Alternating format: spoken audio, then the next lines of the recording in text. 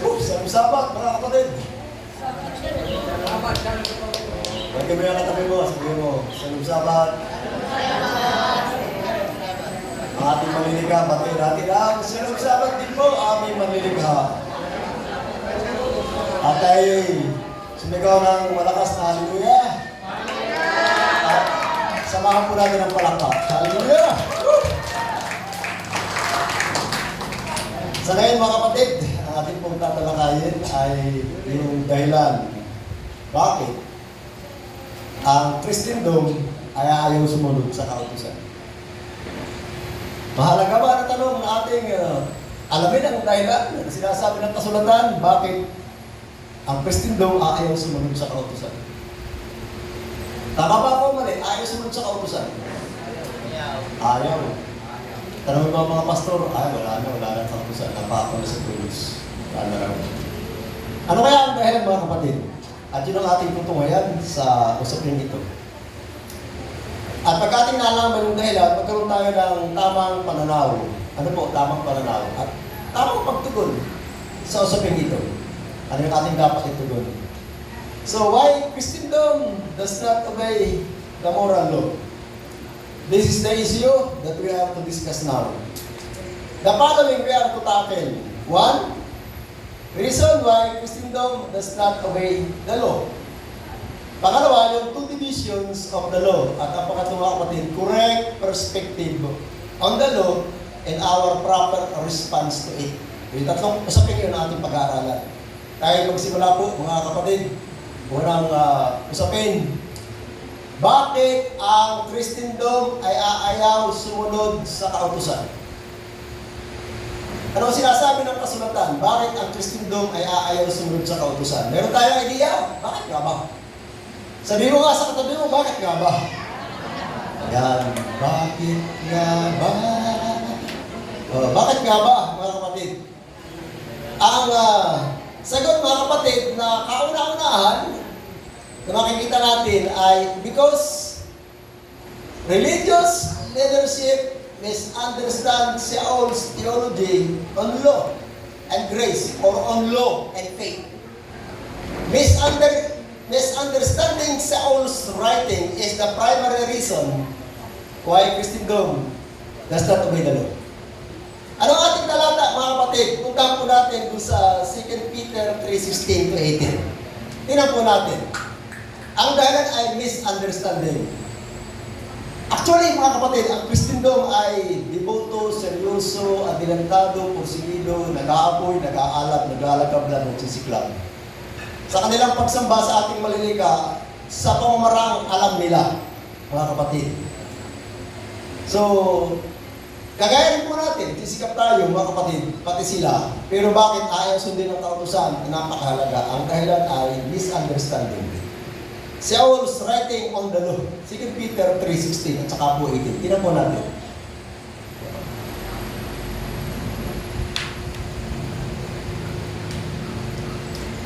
Sabi ganito, gayon din naman sa lahat ng kanyang mga sulat na sinasabi sa mga ayon ang mga bagay na ito.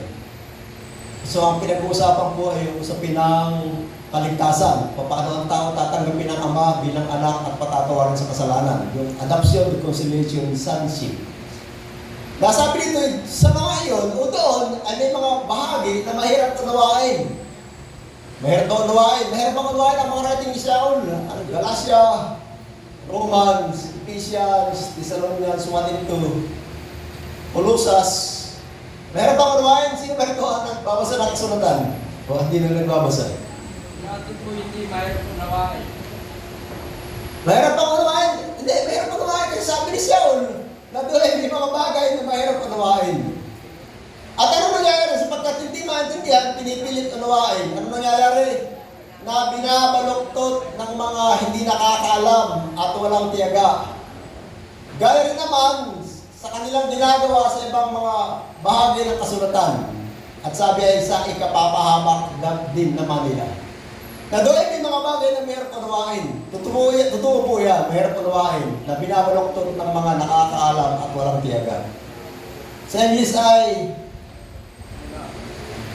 which they that are unlearned and unstable.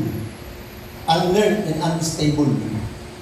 Mga hindi nakakaalam sa ibang salin ay mangmang at mga pabago-bago.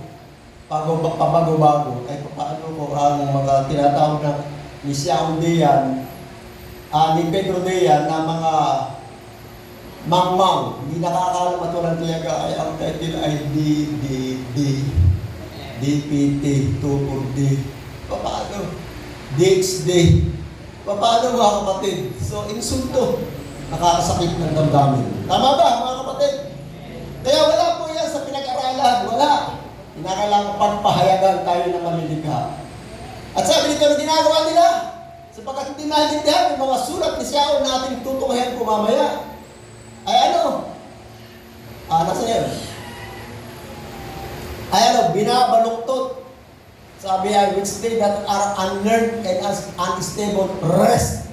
Binabaluktot yung meaning. Ano ba ibig sabihin ng rest mga kapatid? Ang Greek po ng rest ay istribluo. Istribluo. At ang meaning po ng istribluo ay twist, turn away.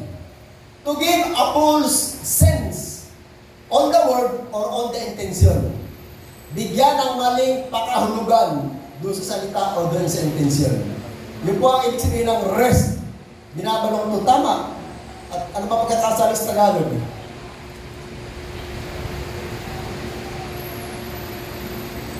Yun tama. Binabalok ito. Binibigyan ng maling pakahulugan. At gaya rin naman ang kanilang ginagawa sa ibang bahagi ng kasulatan. So, this understanding na, resting na yung scripture, at ang sabi ay sa kanilang ikapapahama, mga kapatid. Kaya, tanong mga kapatid, mahalaga ba ang tamang aral o turo? O tamang doktrina, mahalaga ba ga? Mahalaga kasi pag tayo inamali ng unawa sa kasulatan, particularly sa mga writing ni Xiao, inaamin po ni Kepas, ni Pedro, ay tayo mapapahamak. Mapapahamak. Kahit na ito yung masigla, masigasig, nag-aalam, nag-aapoy, naglalagablag sa ating malilika, kung mali naman ang inyong pamamaraan ng pagsamba o paglilingkod sa Kanya, wala rin po nakakabuluhan. Agree? Doon sa ibang bahagi ng kasulatan, mga kapatid. 17 pa. Ay pa ba 17?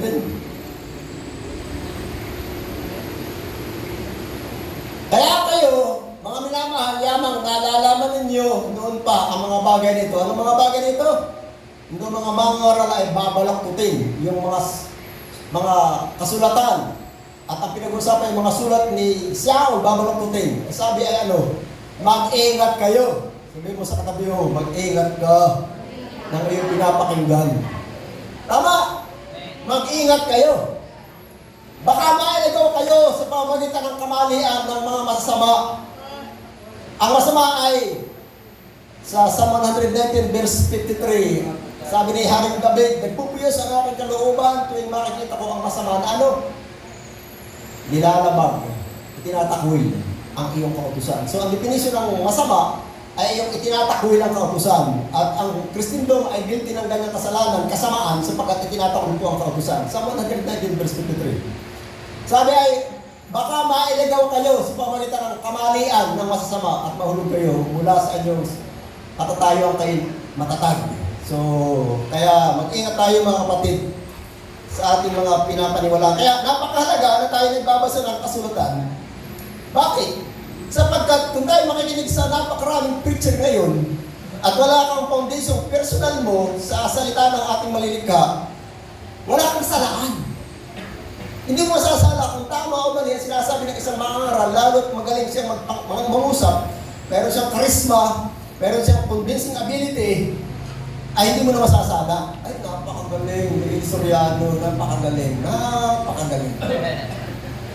Patay na Soriano, bulok na siya. Pero idol na siya ng kanyang mga membro. Idolatry. Mas mataas na ang paliwanag ni Soriano doon sa scripture. Mali, mga kapatid. Sabi, mag-iingat kayo upang hindi kayo madaya ng kamali ng masama at mahulog kayo sa inyong matatag na kalalagayan. Kaya sabi tayo magpakatatag at hindi matitinig sa Kanya. Tama mga kapatid?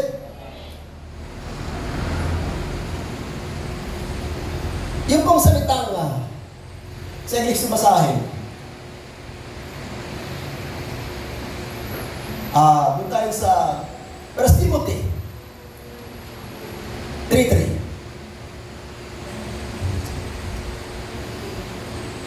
Oh, tama ba?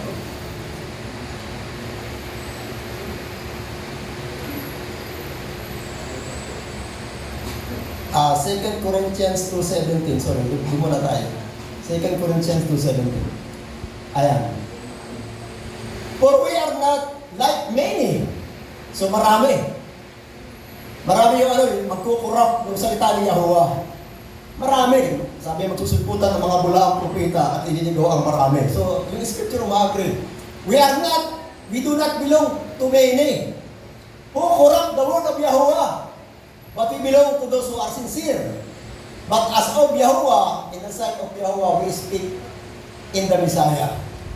Sabi mo ay, for we are not as many who corrupt the word. Yung po salitang corrupt. Corrupt ang salita ni Yahuwah. Corrupt.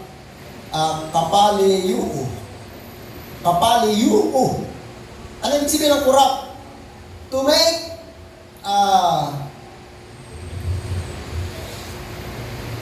ano ito? To make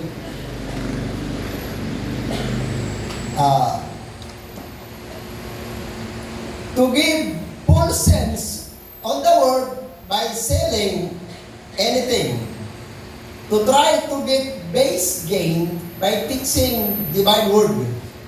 To sell commodities.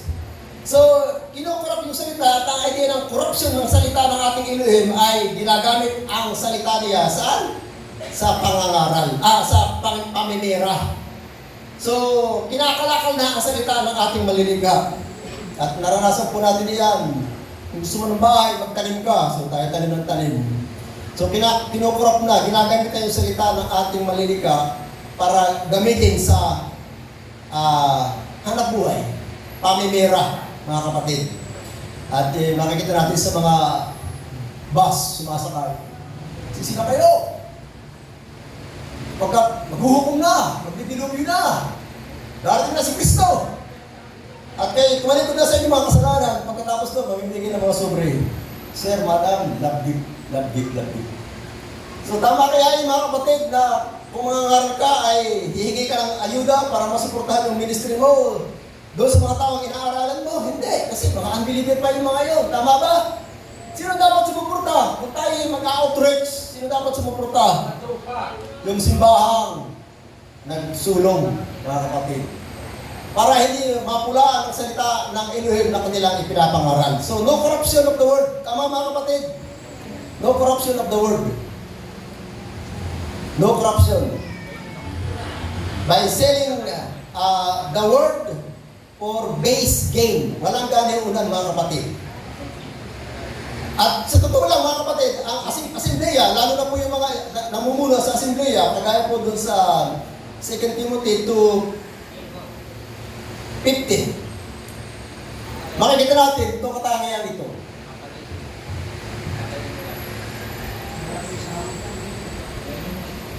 Study yourself as approved by Yahuwah, a workman that did not to be ashamed, rightly dividing the word of truth. Tamang napagkahati-hati yung salita at hindi ginagamit po sa kamalian. Yun po ang instruction sa atin. At palagay ko naman mga kapatid, sa usaping iyan, ay palagay ko tayo nakakasunod kahit papaano, mga kapatid. Agree ba tayo doon? So tayo nakakasunod kahit papaano. We do not corrupt the word, we do not use the word for money-making business. Hindi natin ginagamit ang salita niya para tayo mamera, mga kapatid. Hindi natin nire-rest, inistriblo ang salita niya natin, tinitwist, binibigyan ng maling pakahulugan para lang ating pagtibayin yung ating kaunawaan na mali doon sa salita ng ating maliligha. Tama mga kapatid? Correct doctrine is important. Tama ba? Correct doctrine is important. Kahit anong sigla natin sa ating maliligha, sa ating paglilingkod, pagsamba sa Kanya, kung mali naman ang ating pamamaraan, wala din pong kabuluhan. Agree? Kaya, sa ating ginagawa, siguraduhin natin mga kapatid, ito ating ginagawa ito yung gusto niya. Kung ikaw ay nilalapit sa kanya at magbabalik ng loob sa kanya at gagawin mo ang kanyang kalooban, yung pamamaraan niya. Tama ba? Huwag ka na mag-iimbento. Nakalay down na sa kanyang salita ang iyong gagawin. Huwag ka na mag-iimbento. Naririyan na. Iintindihin mo na lang. Magbigay nga ang tura, sabi, huwag mong dadagdagan, huwag mong babawasan. Tama ba? Di ba ang ating mababasa? Kundi pagsikapin mo, unawain niyan. O pag maganap mo lahat, nasa sa adiyan at sa gayon ay ginawa ka at magtatagumpay. So, kahit anong init natin sigla sa ating malilika, pag mali ang ating pamamaraan ng pagsamba sa Kanya, wala pong kabuluhan. Tingnan po natin doon sa Mark 7:7-8.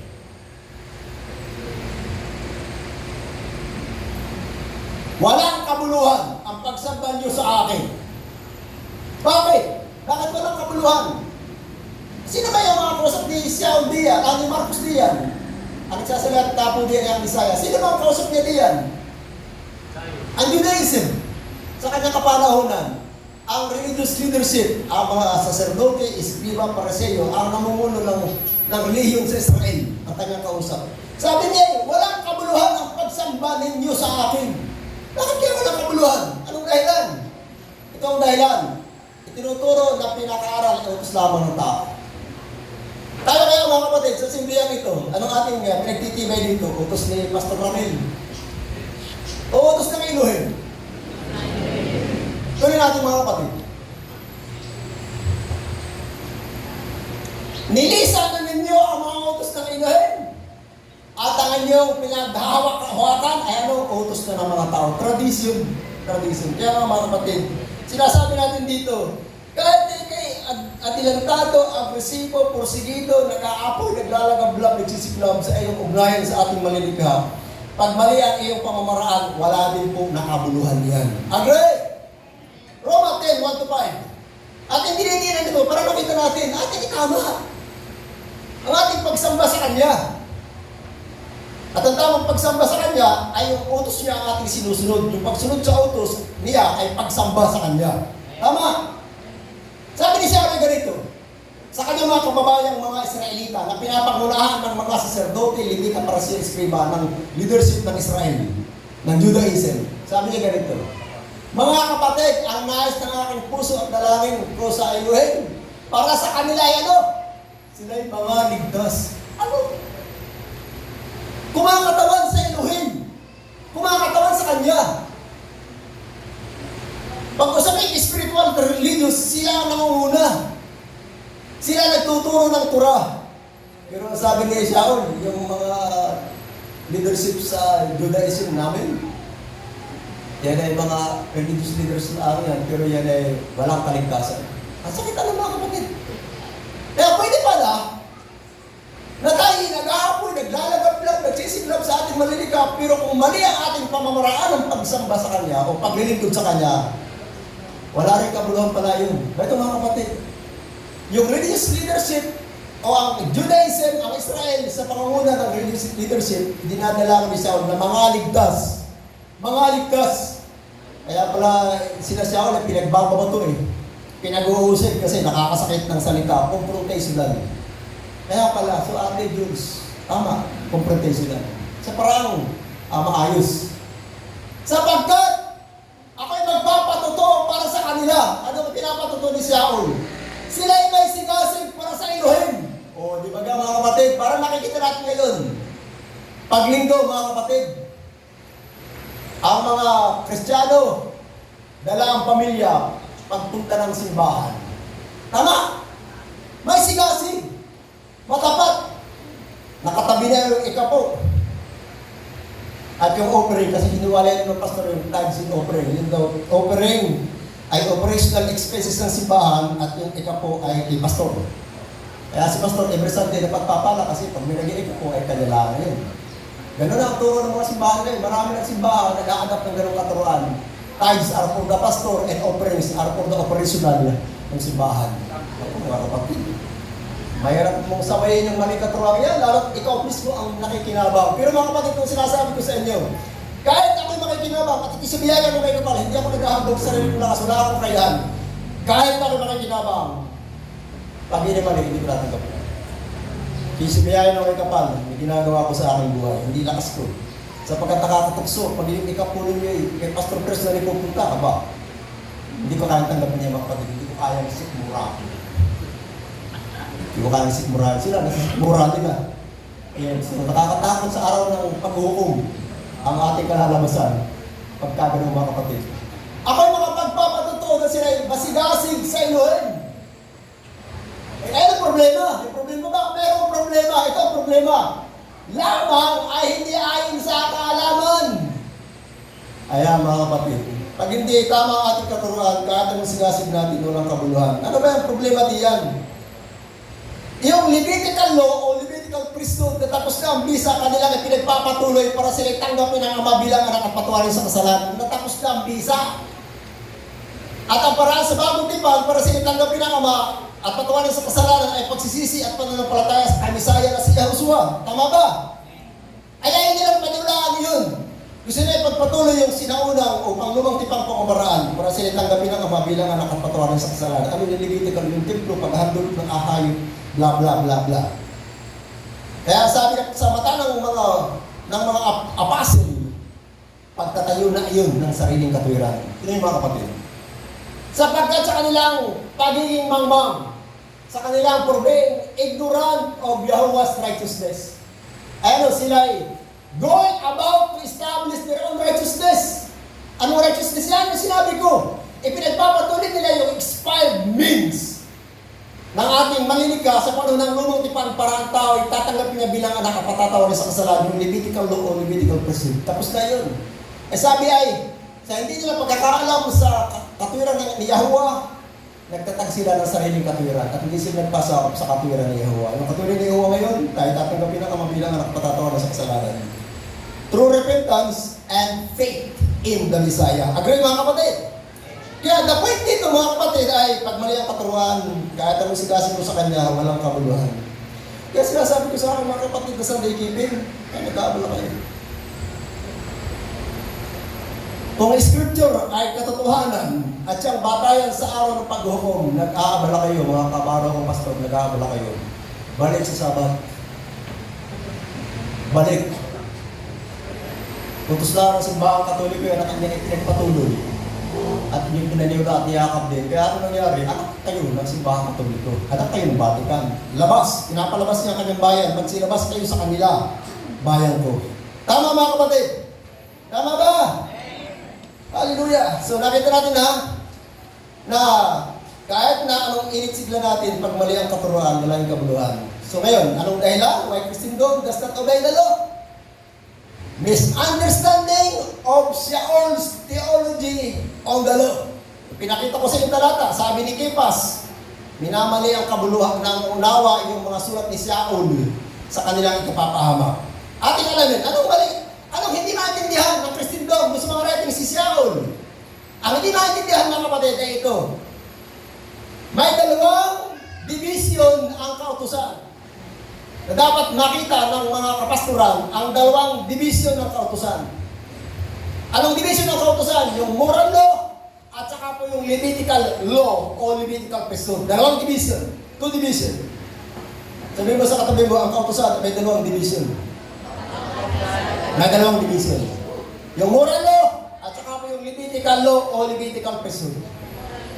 Yan ang dahilan mga kapatid. Hindi makita may dalawang kautusang tinatalakay si Shaul sa kanyang mga writing. Doon lang naman ang galing ang kaguluhan. Kaya ang Christendom ngayon ay ayaw sumunod sa kautusan. Doon lang ang galing sa mga writing ni Shaul. Hindi maintindihan na si Shaul ay may dalawang kautusang tinatalakay. Pag positive ang kanyang declaration sa kautusan, yun po ay moral law. Pag negative, yun po ay Levitical law o Levitical priesthood. Yan mga kapatid. Tama ba? It is here that confusion arises when we cannot distinguish between the two different laws discussed by the Bible writers, especially of Shaul or by Shaul. Nagdalawang kautusan yan. Kaya pag-aralan natin, yung usapin nga ng kautusan na hindi makagawa ng Christendom, kaya ayaw sumunod sa kautusan. At sinasabi, hindi na kami susunod sapagkat sinasabi ni Shaul, huwag na sundin ng kautusan, pananampalataya nila ang Kamisaya na si Yahushua. Natulos! Ang dalawang kautusan. Una, the moral law. At pangalawa mga kapatid, the Levitical law. Unahin natin yung moral law. Ano ba ang moral law?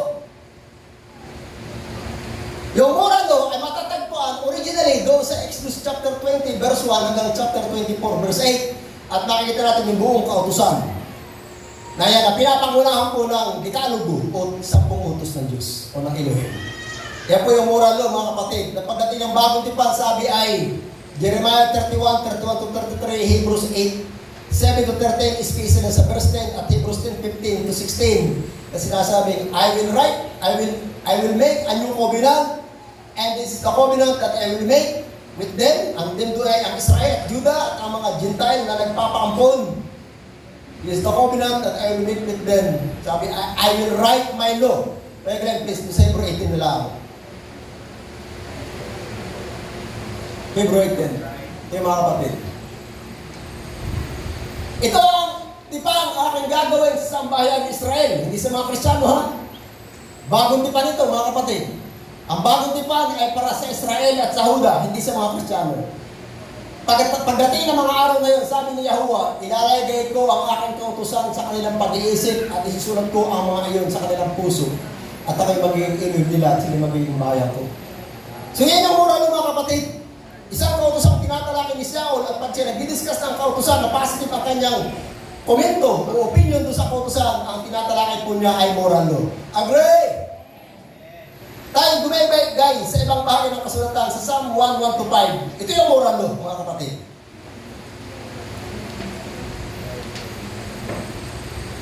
Mapalad ang taong lumalakad hindi sa payo ng masama, nito tayo man sa daan ng mga makasalanan ay umuupo man sa upuan ng mga manunuligsa. Kundi ang kanyang kautusan, ang kanyang kagalakan ay nasa kautusan ni Yahuwah. At doon siya nagbubulay-bulay sa araw at sa gabi. Balik ka mga kagrid. Partner. But his delight is in the law of Yahuwah. And in his law does he meditate day and night. Mga kapatid, tanangin ko kayo. Are you meditating on the Torah? Sabi, pinagbubulay-bulayan daw ang kautusan ni Yahuwah kailan sa gabi at sa araw. Kaya napakahalaga mga kapatid, magbasa tayo ng kasulatan. Magbasa tayo ng kasulatan. Tama ba? Magbasa tayo ng Biblia, sabi natin. Basahin natin ang Torah, mga kapatid. Yan ang utos sa atin, mga kapatid. Sa bagong tipan, I will write my law in their heart and put it in their mind. Bayan ang kautusan.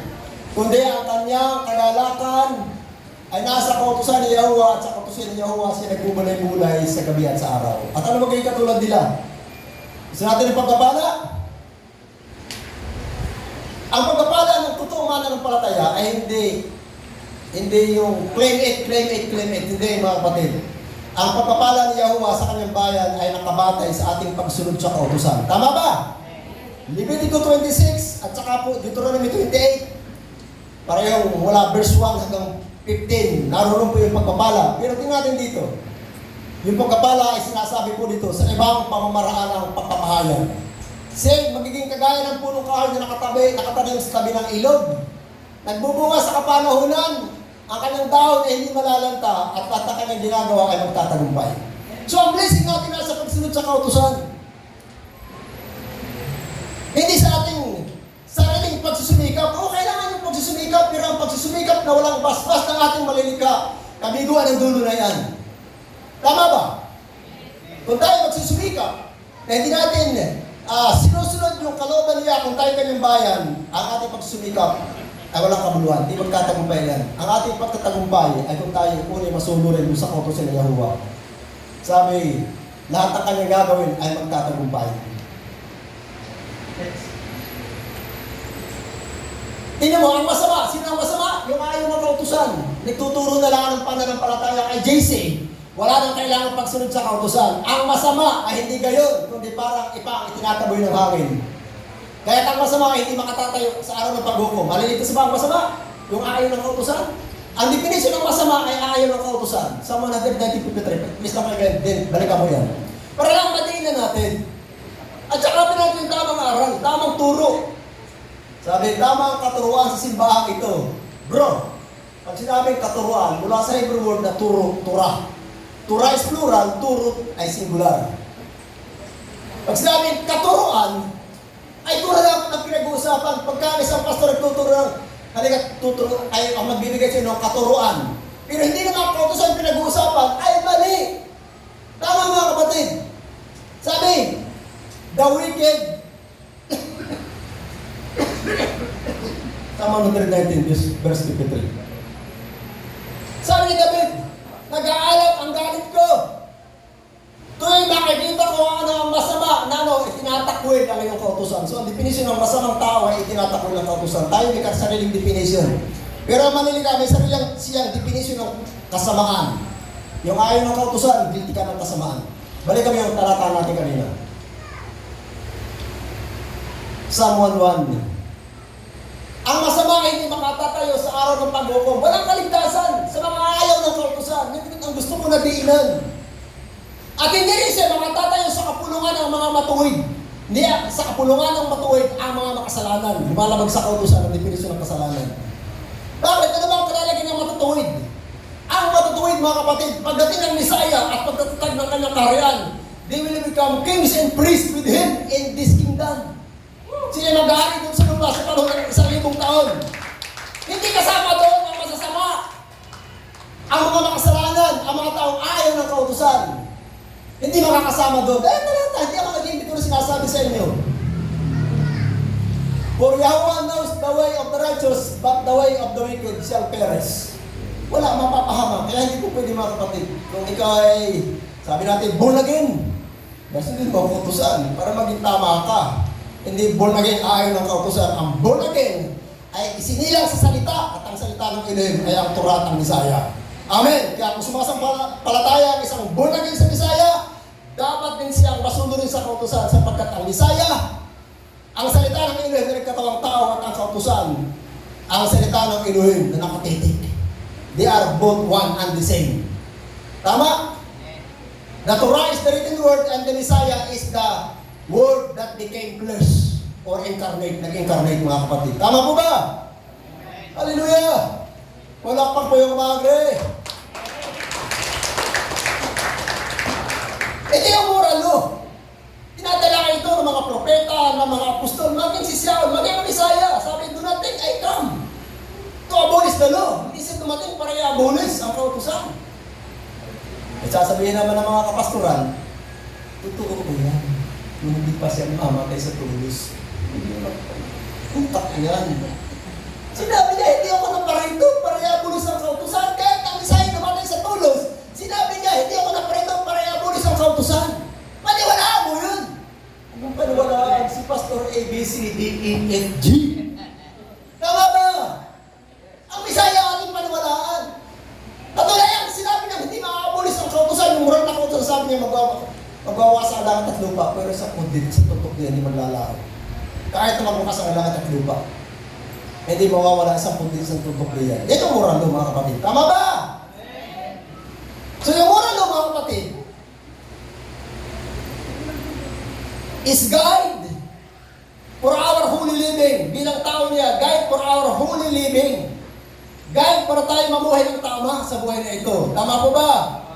At basis of sin and righteousness, basis of correctness and error. Patayan niya ng tama at mali.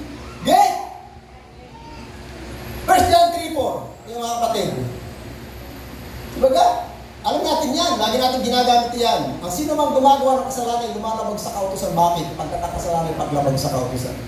So, ang paglabag sa kautusan ay kasalanan, ang pagsunod sa kautusan ay kabanalan o katuwiran. Tama po ba? Huwag natin guluhin ang salita ng Elohim. Huwag natin guluhin. Nagkakalit-silitsi, nagkakalit dito tayo. Deuteronomy 6:25. Ano sabi ng Elohim sa mga Israelita at sa atin ngayon sapagkat ng kautusan ay itatanim sa ating isip at puso? Ito ang inyong magiging katuwiran. If you observe to do all these commandments before Yahweh our Elohim, as He has given us. Ito ang kautusan ng ating katuwiran. Ang ating katuwiran ay ang Misaya at ang kautusan. Tama po ba mga kapatid? Ang Misaya at ang kautusan ang ating katuwiran. Romans 2:12-13. Katuwiran. Ibig sabihin ng katuwiran, namumuhay ng tama. Sapagkat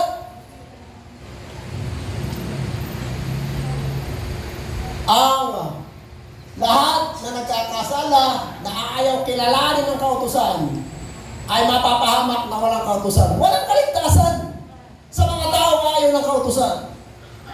But as many have sinned and the law, mananampalataya ito na nagkakasala ay hahatulan ayon sa kautusan. Katayo hahatulan.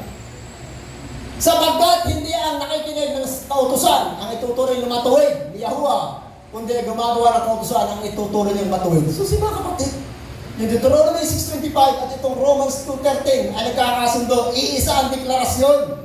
Ang pagsunod sa kautusan ay katuwiran at ang pagsuway dito ay kasalanan o kasamaan. Tama mga kapatid? Hallelujah. Psalm 89:34.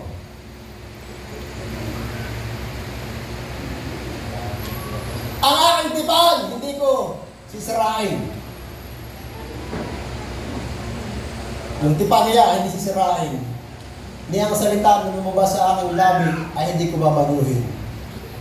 Ngayon tanong mga kapatid, lumabas ba sa bibig ni Yahuwah yung 10 utos o yung buong Torah na pinapangunahan ng 10 utos? Lumabas. So yung lahat ng lumabas sa kanyang bibig, mismo personally siya nagsalita, ay sabi niya, ang lumabas sa aking bibig ay hindi ko babaguhin. Nor alter the things that is gone out of my lips. Ito ang masakit eh. Kung yung Sabbath day, the 7th day, ang araw ka nang itinangan at pinagpala, ay bakit natin pinagkikitan, mga kalaro, mga kapastoran, na linggo ang araw ng Panginoon? Samantala kasi nagsasabi, hindi niya babaguhin ang anumang salitang lumabas sa kanyang bibig. Eh, dideklara niya yung Sabbath. Sabbath is forever. Tama? Eh, bakit natin babaguhin? Kaya tayo mga hearers of the word, mga mananampalataya, mag-isip-isip kayo. Sino niyo paniniwalaan? Ang scripture, lalo na kung ang Misaya, ang nagsasalita personally, ang iyong pastor, na anti-law against the law, law hater. Sino ating papaniwalaan? Bayan mga kapatid, hindi niya sisirahan ng kanyang tipan. Hindi ang salita na mabasa sa kanyang bibig ay hindi niya babaguhin. Kaya nagkakasala tayo kung ating binabago kanyang salita. Kaya kung ating ipagigitan ng linggo, yung first day of the week, sabihin natin yung day of the Lord, sapagkat si Jesus ay nabuhay on Sunday. At sapagkat mula si mabuhay, kanyang sinabi, bagumat walang talata kung makikita, na linggo ng Lord's Day. Mga kapatid, mga kabarang kong pastor, we are guilty of rebellion in idolatry. Rebellion, bakit? Nagtatayo ka ng sarili mong katuwiran. Hindi ayon sa kanyang kaalaman, walang kabuluhan ng iyong pagsasunday giving. At yun ay idolatry, bakit? Yung Sunday niya, hindi pinag-uutos, ginagawa mong idol. Over the Sabbath. Dambuhan ang kasalanan. Mapangarip mga kapatid, hindi po pwede. Nagpapagod na tayo sa tuloy mong tama yung pagpapagod para sa araw ng Misaya, haharap tayo sa Kanya. Kaya hindi po itatakoy kung hindi kami tatanggapin. Agree! Sapagkat i-base niya para tayo hatulan sa araw ng pagluong. So yan po yung moral law. Makuha natin? Maraming talata, pero sapat na siguro yun. Yan yung moral law. Another law na tinatalakay ni Siyaon na negative ang kanyang sinasabi ay walang iba kundi yung Levitical law o Levitical priesthood. Walang internet na. Wala ba tayong picture ng templo? Talagang ang kaaway sinisingit.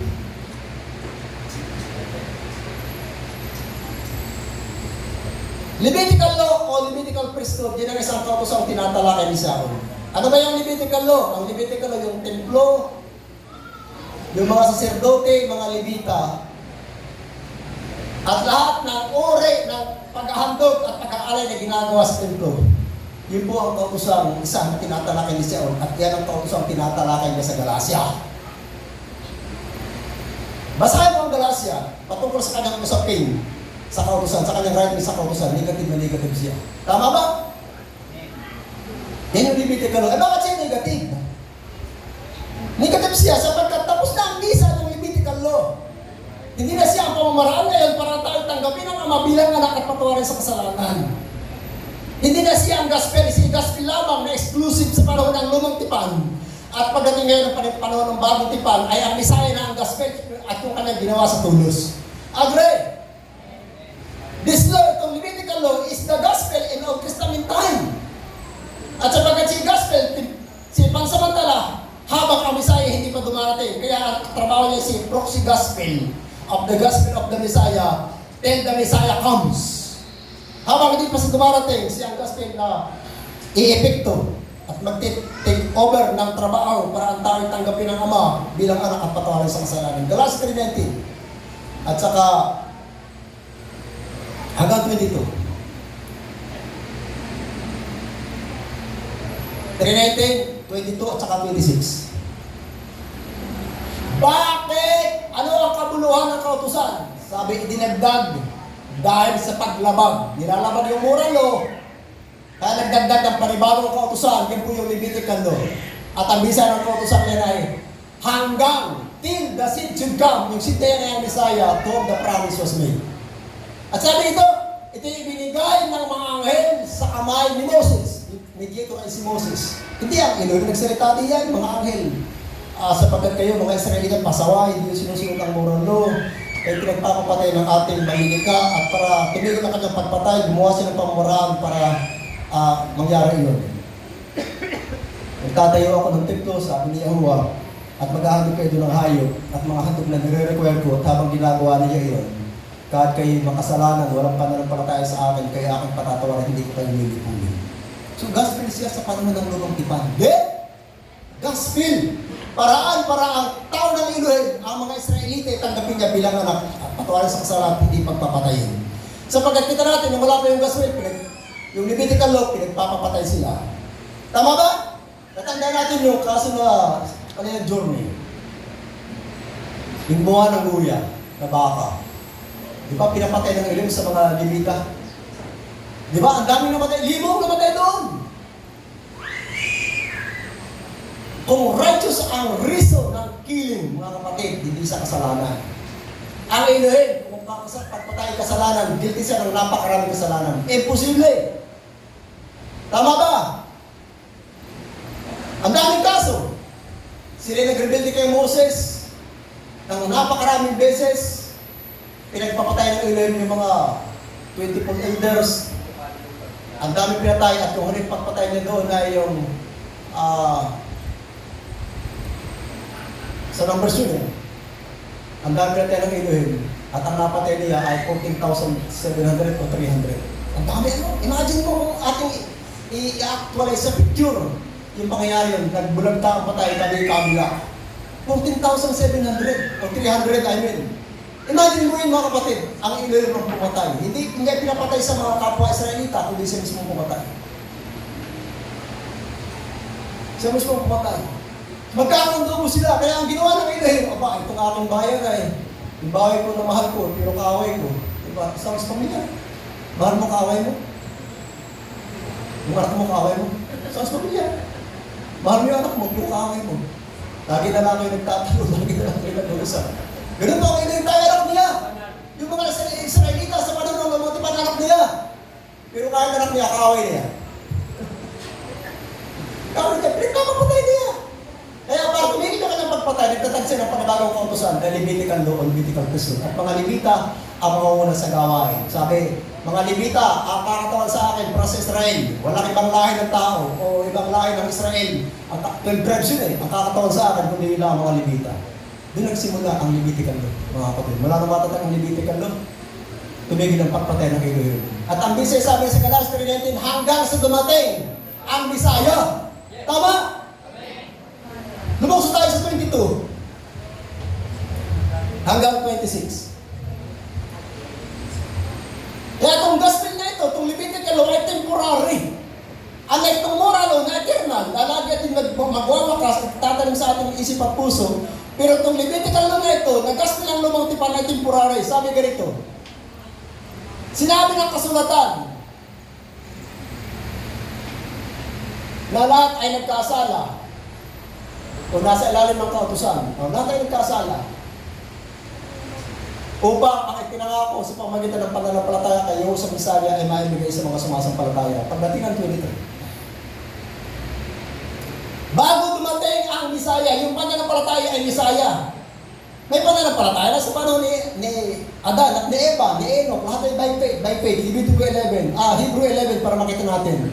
Yung pananampalataya tinutukoy po ay ang Messiah. Bago dumating ang Messiah, bilanggo tayo at binabantayan ng kautusan hanggang sa ang pananampalataya ang Bisaya dumating.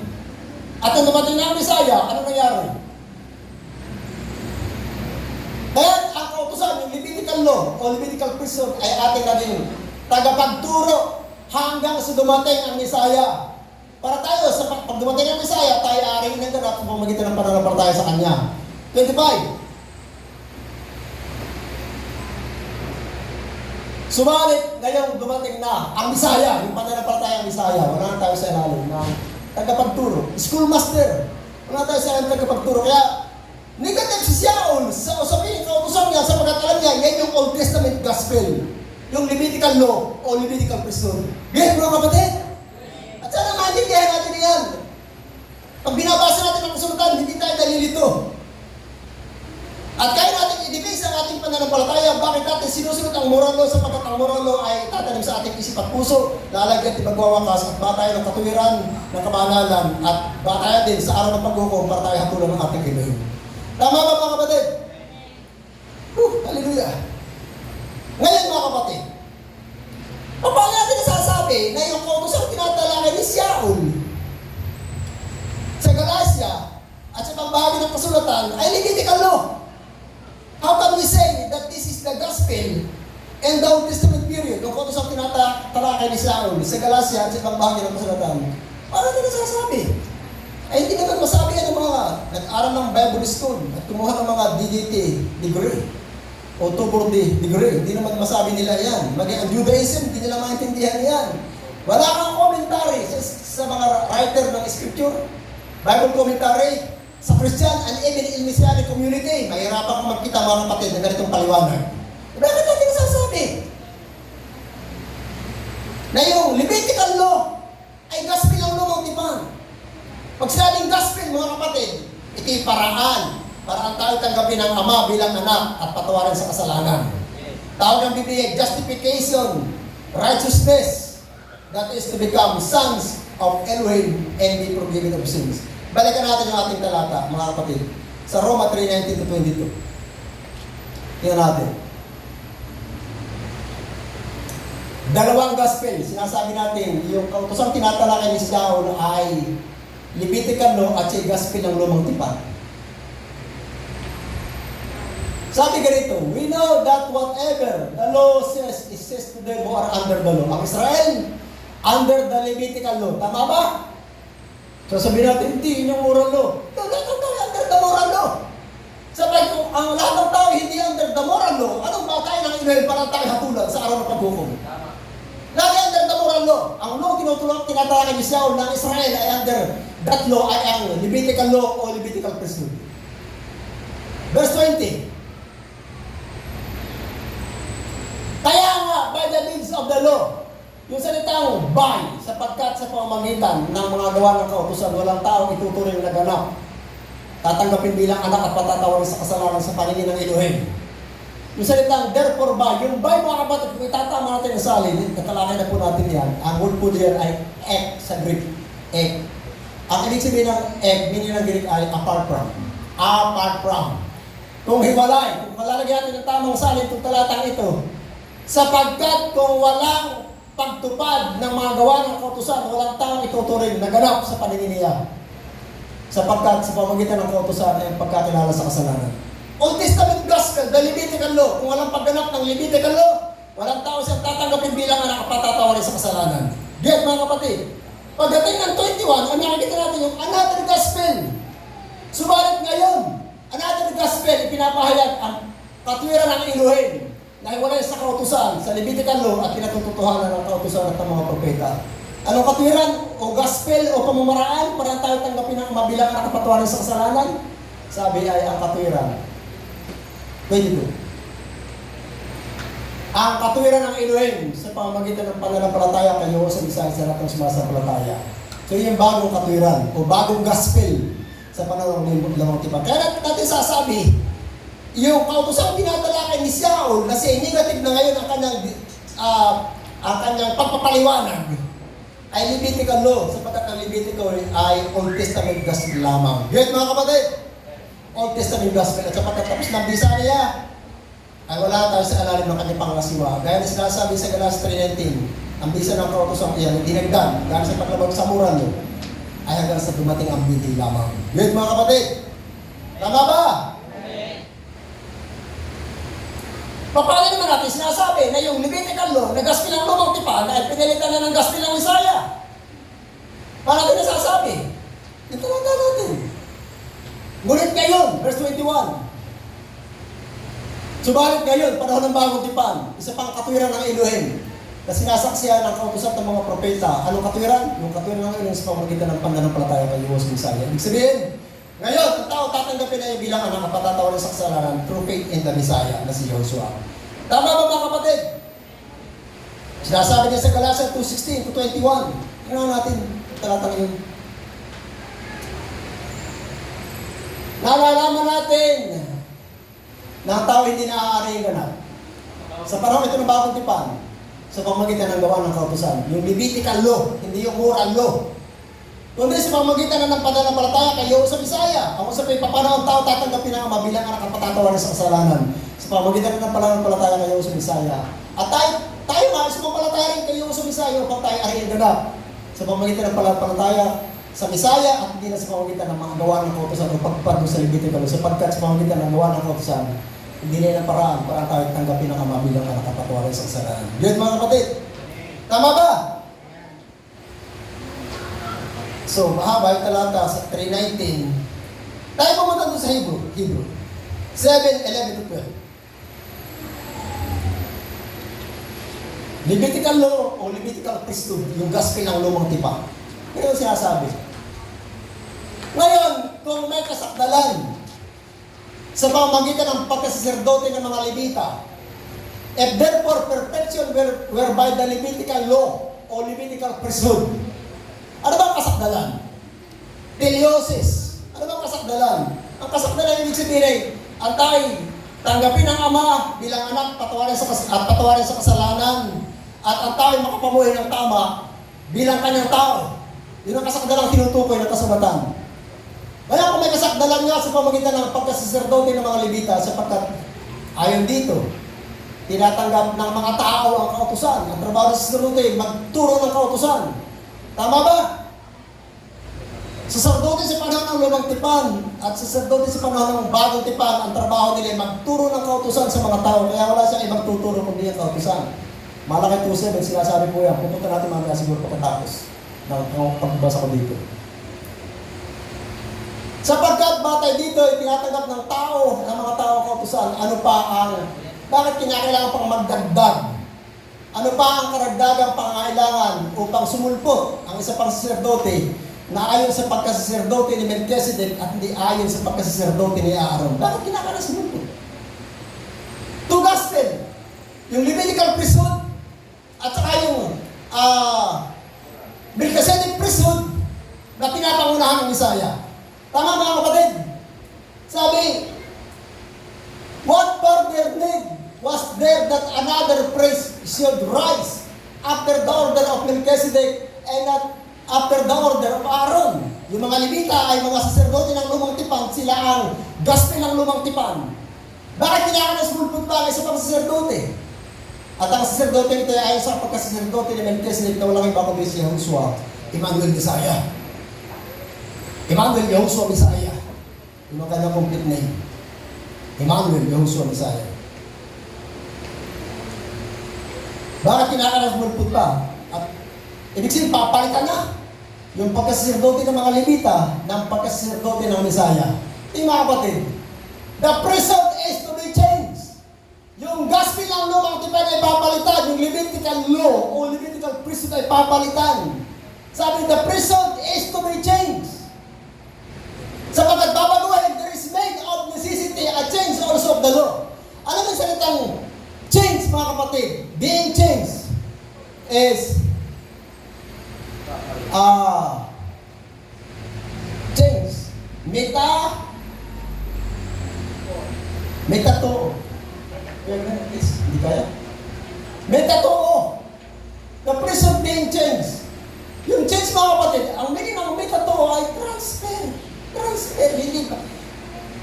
Sapagkat papalitan ang pagkasaserdote Ibig sabihin, yung opisina ng pagkasaserdote ay ililipat na ang pangasiwa from the Levites, tama? To the priesthood of the Messiah. Sino ang saserdote? Yung trabaho ng Old Testament gospel na Levitical law, Levitical priesthood ay papalitan na. At ang tatayo na sa opisina ng pagkasaserdote ang Messiah na. Sabi, the priest of the ancients, metatuo. Metatitami? Metamorpho? Transfer. The priesthood being transferred. Hindi nawawala yung opisina ng pagkasaserdote para opisina ng mayor. Nawawala ba ang opisina ng pagka-mayor? Hindi, nawawala yung nanunungkulan. Tama ba? Noong nakaraan ang ating mahal na si Gracia America, ang mayor. Ngayon ay si El Erwanto na ang mayor. Pinalitan, hindi nawala yung opisina ng pagka-mayor pero yung nanunungkulan ng palitan. So yung trabaho ng gospel ay iti-take over ng Messiah. Yun po ang ibig sabihin. Sapagkat pinapalitan, nililipat na, hindi papalitan, inililipat na ang pagkasaserdote, kinakailangan ilipat din ang kautusan. Inilipat ang pangangasiwa ng kautusan. Ang Messiah na ang magtuturo ng kautusan sa mga tao ngayon. Kaya hindi nawala ang kautusan. Tama po ba? Tuloy basa.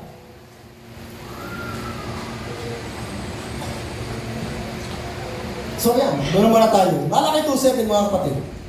So ang Messiah na mga kapatid. Ang gospel ngayon sa panahon ng bagong tipan, hindi na itong mga Levita at saserdote. Get? 15 to 19, tuwag lang ng Hebrew. Sorry. Hebrew 7, 15 to 19.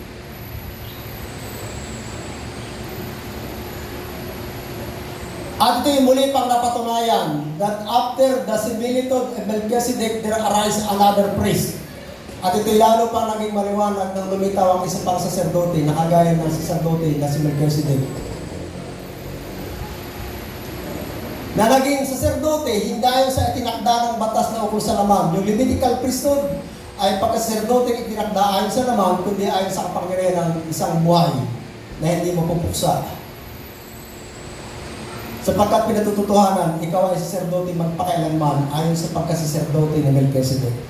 So ngayon mga kapatid, ang gospel na yung Messiah. Ganyan mga kapatid, kaya ating nasasabi na yung law o Levitical law of priesthood ng lumang tipan, na gospel sa panahon ng lumang tipan ay pinalitan na ng gospel ng Messiah. Siya na ang gospel ngayon, hindi na yung Levitical law o Levitical priesthood na tinatalakay ni Saul sa Galacia, sa part ng Roman, sa part ng Colosas at Thessalonian. Get mga kapatid? Tama ba? Hindi na yun. Pero pasinin ko lang yung Malakay 2:7. Ano ba ang trabaho ng saserdote? Sa panahon ng lumang tipan at bagong tipan, sabi, inililipat na ang pagkasaserdote, inaalis na sa mga Levita at ibibigay na sa Messiah. Silang gospel ng bagong tipan ay isinasalin din ang pangangasiwa ng kautusan. Sabi ko sa Hebrews 4 na ating tinalakay. So, hindi niya mga Levita ang magtuturo ng kautusan sa mga tao, kundi ang Messiah na at yung mga kasamahan niya. Kaya wala ng revelation sa mga totoong dugo, Levita at Pariseo. Wala ng revelation sa kanila. Wala na. Bakit? Inilipat na ang pagkasaserdote, ang Messiah na at ang kanyang mga kasamahan na ang magtitake over ng opisina ng pagkasaserdote. Sila na ang gaganap ng gospel ng bagong tipan. Kaya mga kapatid, ang revelation mula sa kanila. Kaya ako pong research. Type ka.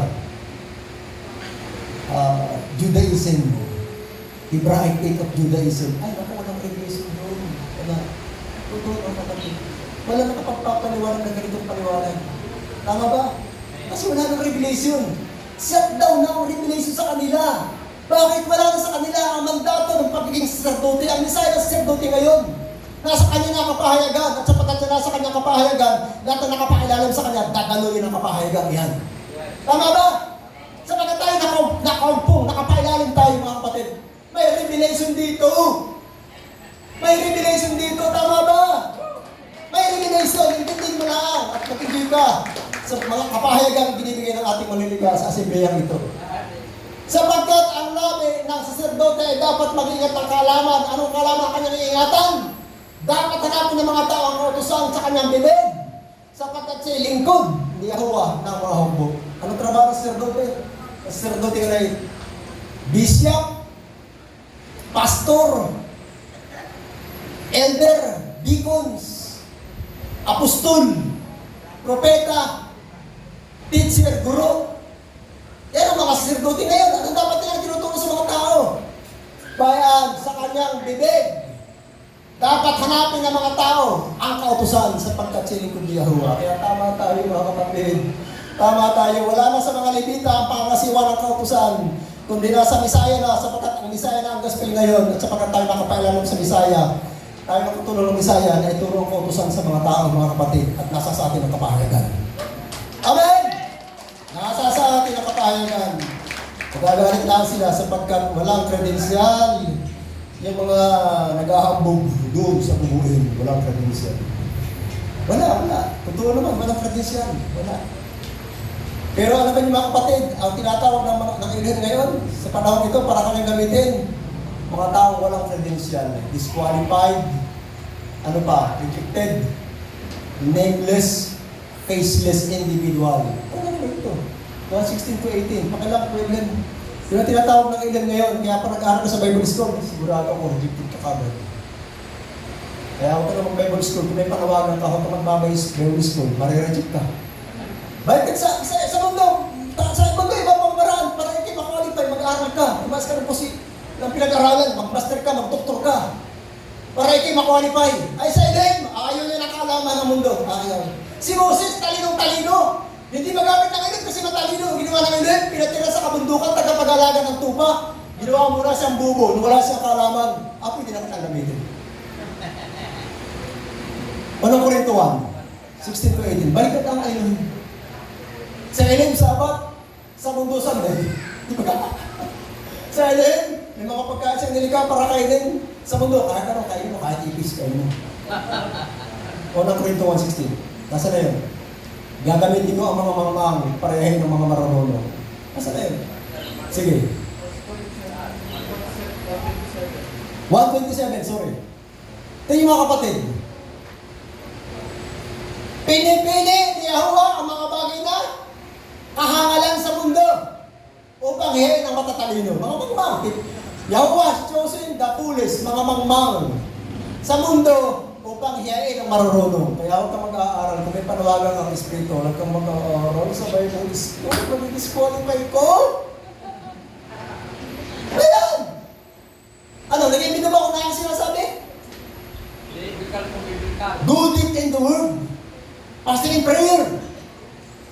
Go to Greek, go to Hebrew. Bibigyan ka ng ruwak ng revelation. Ganyan pala. Bakit natin nakikita yung mga ruwak translation ng Scripture? Kasi ginagawa natin yun. We go back to Hebrew, to Greek Scripture, at kumukha ng katuruan. We go to fasting and prayer.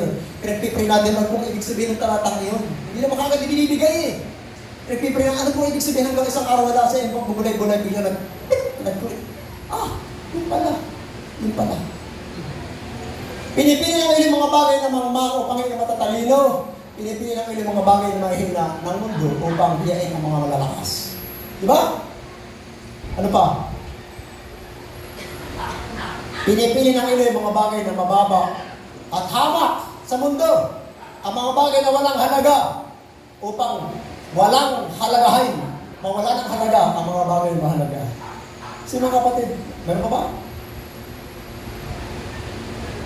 Upang walang sino mang magmalaki sa harapan ng Inigo. Kaya ako mga kapatid, nakatiyo sa inyong harapan, at sa kapanaw ito, nagkakaroon ng eternal value ang aking buhay. Simply because I am qualified. And what is my qualification? I am disqualified to this world. That is my qualification. Meron talata, doon nag-hintid ko. Yung mga disqualified, ang tatawagin niya. Parahin yung mga marunong na yan, yung mga Bible school na yan. Ganyan mga kapatid. So ngayon, ano ang ating proper perspective sa usapin ito? Sa kautusan. In the scriptures, ito ating intindihin. There are two laws.